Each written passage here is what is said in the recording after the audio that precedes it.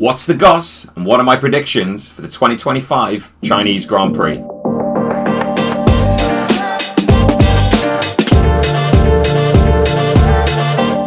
Welcome back to Henley F1, and today I'll be sharing my thoughts ahead of the Chinese Grand Prix. However, let me start this video with some sad news. At my time of just starting to record this video, unfortunately the news that Eddie Jordan has passed away broke. Eddie was clearly an outspoken, sometimes controversial figure within F1, but there is no doubt that Eddie left a huge mark and influence on the F1 world and was a well-loved character. He was the founder and owner of Jordan Grand Prix, having formed the team back in 1991, with his best season in 1999, finishing third in the Constructors. And he nurtured some truly wonderful F1 drivers, Michael and Ralph Schumacher, Rubens Barrichello, Eddie Irvine, among many others. And Jordan now operates as the Aston Martin team. He leaves behind a true legacy in the sport, and I always enjoyed his kind of hot takes, his comedic edge to his punditry, and challenging edge to the punditry when he was on TV. And Eddie, rest in peace.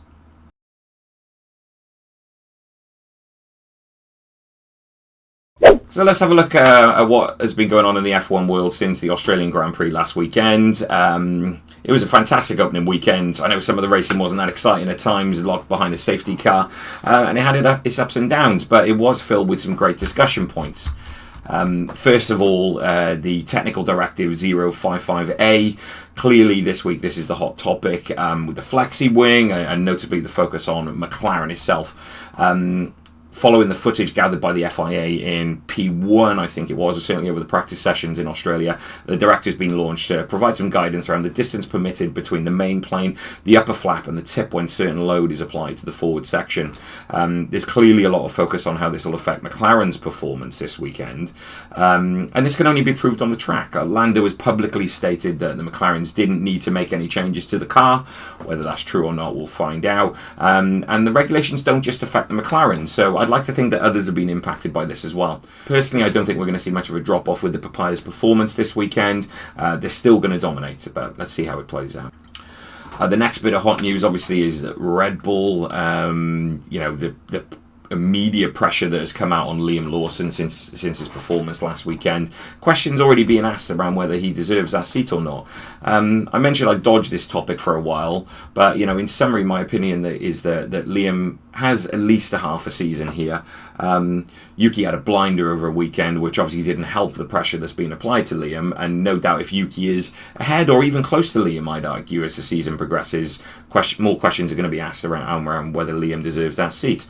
I think as he's already there, we really need to give him a chance. He's had one race and people are already jumping on his back. But this he really has to jump on it quickly, or Yuki's going to be in sooner than we think. At some stage, the fans, the media, got to get off the back of the Red Bull second seat. It's been really difficult for Red Bull to find that locked-in driver since Daniel Ricciardo left many moons ago. And they just need to focus on it. The car is clearly built around Max. At some stage, I think this will need to change if Max is starting to slip down the running order a little bit, or if he even leaves the team. So let's just give Liam a bit of a break. Let's see how he sets into the weekend. Although, see how my predictions are with it. I'm not saying he's going to be out and out fantastic, but he does need a bit of time to get used to driving that Red Bull around.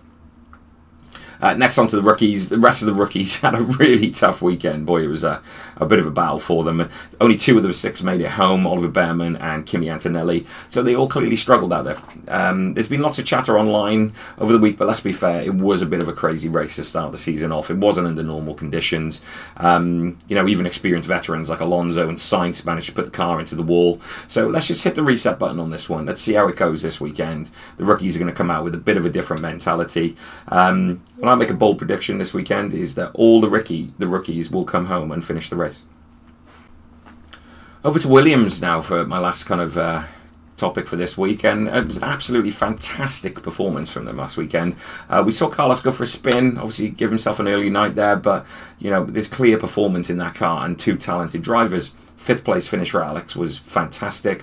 Both of them in the top 10 for qualifying really tease up a fantastic weekend for the Williams cars. Carlos has spoken about how he was pulled into this kind of strategy type role when he crashed the vehicle, and he was incredibly nervous. He said he was more nervous about doing that, having to make decisions on behalf of the team or support the team, not on behalf of. Obviously, there's other people to do that to get Alex those extra points, and it worked. James Vowles came out this week and said what a positive impact Carlos is having in that regard, and that's where the experience is really going to kick in. Having worked with the likes of Ferrari, albeit only for a short time, Carlos's experience in the car and those kind of teams are really going to support Williams this year. It was a great call. Apparently he was running up and down the pit lane screaming that they needed to get him in when both the McLarens went off, and it was absolutely the right call. Fantastic positive impact for Carlos to have there, and let's hope it relays through the whole team into both of their performances for this year. So over to my sprint predictions. We got a sprint race to get things going, and I do enjoy the sprint races, but obviously Sunday is the main event, so I'm just going to keep things simple for this one. I'll just do my sprint pole and my sprint race winner for these weekends. So my pole position prediction for the sprint race in China this weekend is Oscar Piastri. He's going to come out flying. He's going to be gutted after last week. Sit tight for my main race predictions, obviously, but Oscar's definitely going to have a point to prove, and I can see him getting that qualifying spot for the sprint race. And my winner for the sprint race in China this weekend is also Oscar Piastri. This is a short distance, this race, obviously, much dumbed down version, and Oscar will just hang on to that win, I think, ahead of Lando. He's really going to come out flying, and even with Lando hot on his tails, he's going to want those extra points to make up for where it kind of all fell apart last week. I think if Lando is behind him, Lando will be keeping any competition at bay to ensure that Oscar brings it home. So Oscar's going to take the sprint race win for me. So now on to my predictions for the main race, and we're going to start this off with what I'm calling in the bin. Now, in the bin, in short, just means having a terrible weekend. It doesn't necessarily mean that you DNF, but it's just a nightmare of a performance. Last week I had Kimi Antonelli, and although I thought I was heading the right way after qualifying, he proved me completely wrong in the race, finishing fourth with an absolutely fantastic drive. This week, based on where I think confidence will be at, it is Liam Lawson. So I know earlier I backed him saying we need to give him time and a chance, but clearly Liam struggled with the car last week, and although we're in for a dry race according to predictions this weekend, it's clearly still a handful. It's going to take Liam a good few race weekends to settle in, and I think this one's going to be tough for him. So Liam, my in the bin prediction. Next, over to my out of nowhere prediction. This is the one who sneaks in with a blinder of a performance. And who's it going to be this time round? For me, that's going to be Isaac Hadjar. Another bold prediction, some may say, but last weekend was an absolute disaster for him. I think he's going to shake himself off. He's clearly had some good support around him, and he's going to come out flying. The V-Carb is clearly performing well with Yuki, In Quali, Yuki was way up there. Isaac, I think, had P11 in Quali, so that was great. But this weekend, they're really going to dial it in. I think Isaac's going to come out and really give a better performance. So now over to my first back in the bar, and the first back in the bar is the first DNF of the race. And for me, that is Esteban Ocon. So Haas this weekend, they really had a difficult time last weekend. Behrman and Ocon bringing the pack home in effectively last place, even though a pile of other people actually DNF'd. I just don't think that car's going to be dialed in at all. And he's going to be my first DNF. I'm not 100% sure why I picked that. I can't give any kind of detailed rhyme or reason behind it. I just have a feeling that it's going to be a difficult weekend for the Haas team, and there's going to be a technical issue on Esteban's car. So let's see what happens with that one. Over to my front two rows now for qualifying, and here's my pick. I'm going to back myself here. I should have backed myself last week, but I am going to say McLaren are going to lock out 1 and 2. So that is going to be Lando in P1 and Oscar in P2, reverse around from the sprint race order there. Clearly they were outstanding in Quali last week. The gap was massive over third place, and I think this track's going to suit them. If they can get it together, keep it together, I think it's going to be a bit of an out-and-out weekend. You'll find out in my next prediction. But yeah, P1 and P2 for McLaren for me. P3 for me, I'm going to say George is going to have another great weekend. A great qualifying performance last week. I think he's going to pit Max this week and take that third place. The Mercs are looking strong. Dry race this weekend. Let's see how it comes out with that one. P4, Charles Leclerc. I think the Ferraris are going to have a strong weekend, bouncing back from last week. Clearly it didn't go very well. The team made some really poor decisions, so I'm not necessarily going to hold anything against the drivers there, but there's no rain forecast this time. Let's just keep the strategy simple, get the gear together, and just see what they can come up with. So Charles in P4 for me. Now to my over-the-line top 5. This is a bit predictable, to be honest with you. This is going to be quite boring based on what I've just said about the qualifying predictions there, but it's going to be another lockout. McLaren 1-2. Lando's going to take the win, followed by Oscar coming in second place. Lando's come out flying this year. Clearly he wants this to be his season. It was unfortunate for Oscar last weekend. I think it's going to be a different weekend now.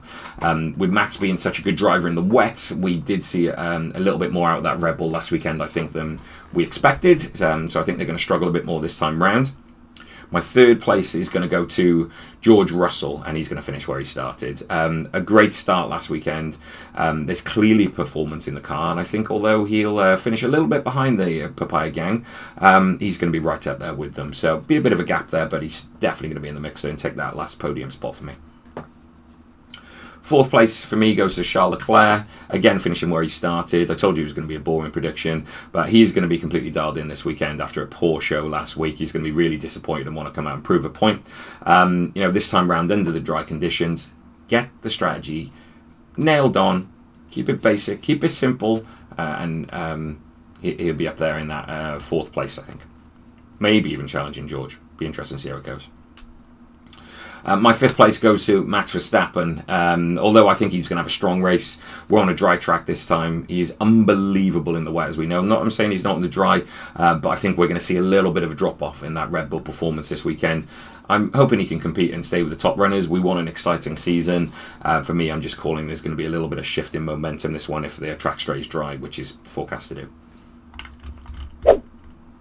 So over to my final thoughts then, just to close things off. I'm really looking forward to this race. The opening weekend had all sorts of chaos and carnage, but with no rain forecast now, I think we're in for a cleaner race, and we'll really start to see the driver and car performance differentials here, as opposed to some team decisions or, Carlos Sainz chucking his name in the mixer for some absolute chaos.